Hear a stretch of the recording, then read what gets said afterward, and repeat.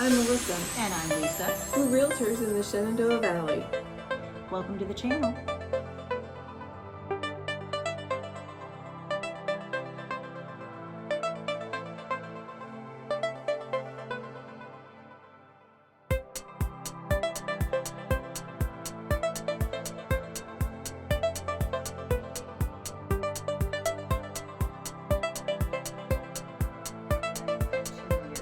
Yeah, that's right. But I was going to shift over to being pre-approved versus pre-qualified.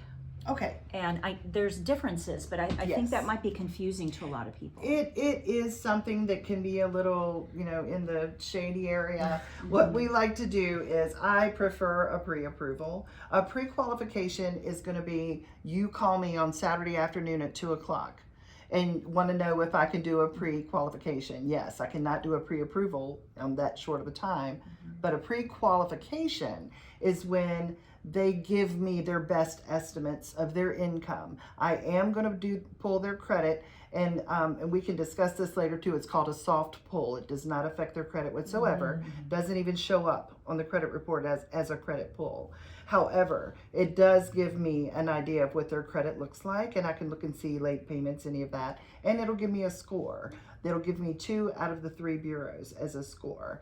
And so once I have that, that's a pre-qualification because I can qualify them based on what they've told me.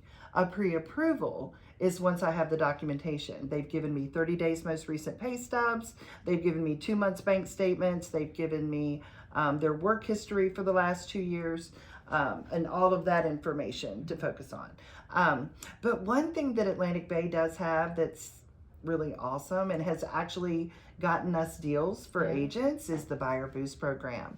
What that is, it goes a step beyond. And when I write that letter to the listing agent, I'm stating this is the next best thing to a cash offer for you, because all that has to be done is your title work and your getting the deed prep and all of And that the appraisal, stuff done. right? The appraisal has to come in and all of that. But all of the assets and credit have been approved and you're done. What happens if I don't qualify because of income or some other weird thing? Any way I can buy a house or? It's funny that you say that because there's different circumstances. I've even had people like, say you're older and you're retired and you have retirement and you're on Social Security and I'm using your Social Security benefit.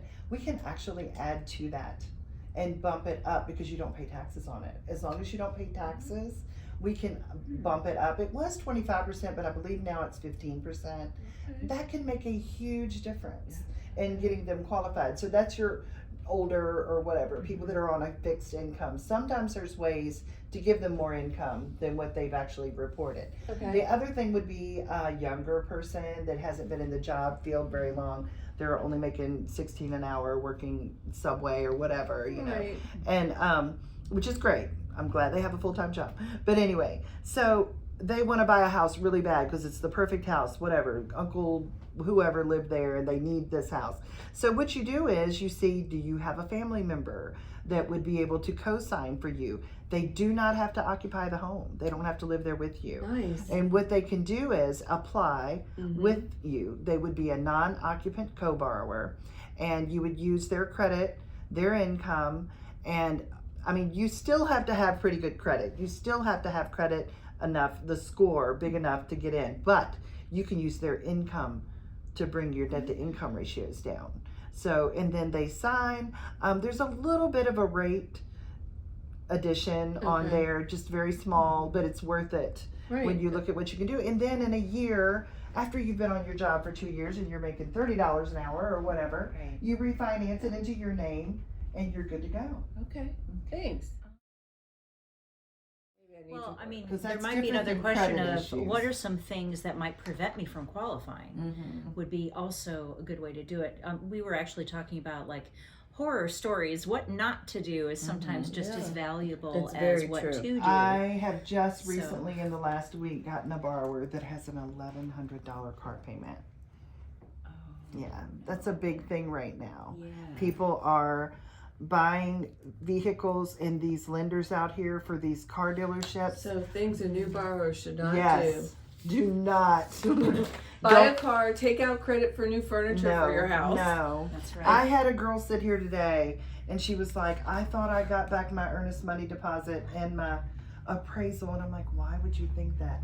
And the words that I used are, you will get credit for those. Yes. That amount will come off of your closing costs, but it applies will to not come back to your pocket at closing, you know, and everybody wants exact numbers in the very beginning. If you can do that, then you have a crystal ball somewhere, because Yeah. there's no way.